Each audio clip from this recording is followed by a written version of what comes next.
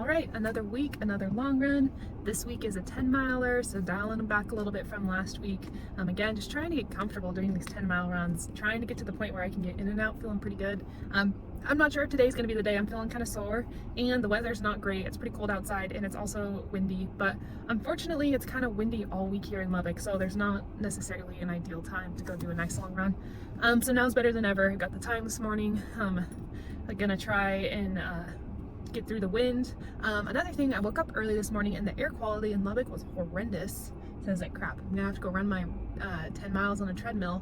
But luckily I let an hour go by and it's already reduced by half. I think there's some fires north of us, so that blew in some smoke, but luckily there's a lot of wind going on that's kind of circulating it through the air and getting it past. So it doesn't seem to be too bad. At least it appears yellow on that weather app thing and it looks like it's okay. So gonna be dealing with some smoky air, we're gonna be dealing with some wind, but today I just brought some electrolytes. I got some lemonade electrolytes and I'm gonna pair it with a new goo. We're gonna try out the Sis brand today. These were on sale at thefeed.com for like super duper cheap, really good price compared to how they usually are.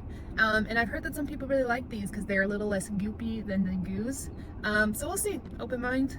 These don't have any sugar in them, which is kind of peculiar, but we'll just kind of see how this settles with my stomach, and I figure it'll pair well with my lemonade. It's the lemon and lime flavor, so we'll see how this goes, and hopefully it goes well because I bought a lot of these because they were on sale and I'm cheap, so I'm hoping that we like these, and I'll have to let you guys know how it goes. So gonna get out on this run. I don't want to waste too much time, so I'll catch you on the other side. All right, halfway done with my run. Feeling good. It's windy. Gonna have a goo.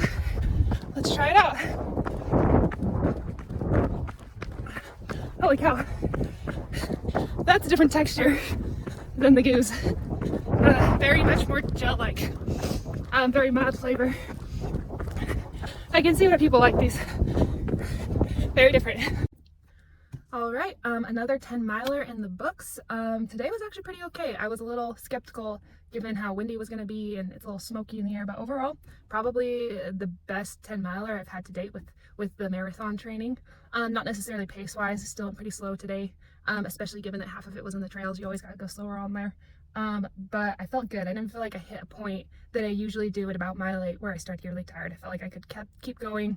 My legs were a little tired toward the end, but definitely seeing massive improvements compared to when I was first doing some of these longer runs, which is the point. All I want to do is increase my endurance, increase the amount of time I can be on my feet without hitting a wall, and increase my aerobic fitness. As far as pace goes, I'm not too concerned about that on these long runs. So overall, pretty happy about that. The only other important thing to talk about was the new goo I tried.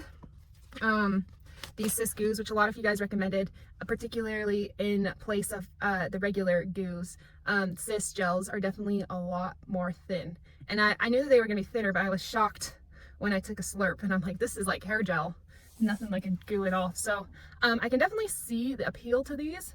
One thing I really liked about it was I was actually able, even though there's a lot more liquid in here, I was able to consume it in a fraction of the time I am a regular goo. In fact, I took a couple slurps and I was like trying to get used to the taste. It was kind of like weird.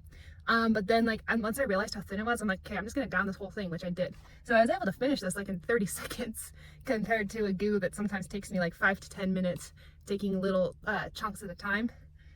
So that is one thing I really like about it. I will say, I think I prefer the flavor of the vanilla bean goo over this. This has a very mild flavor to it, so it's actually pretty doable. It just kind of has that hair jelly aftertaste to it, which I'm sure some of you guys can relate. And maybe that's just this particular lemon lime flavor, but it does kind of feel like you are eating hair gel, which is fine. Again, I can definitely appreciate how easy it was to take these, and definitely gonna continue to use these. So pretty happy about it.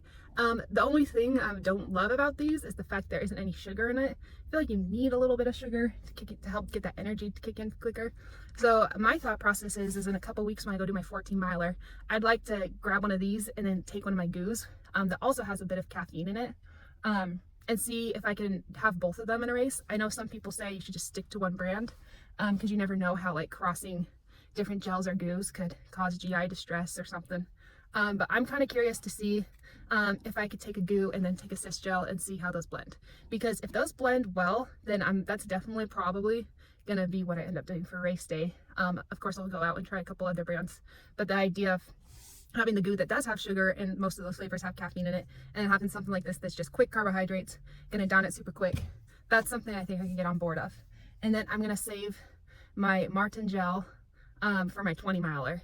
And I looked on the back of that one, and that has tons of sugar in it. So I can tell why people love it and notice the difference in their performance.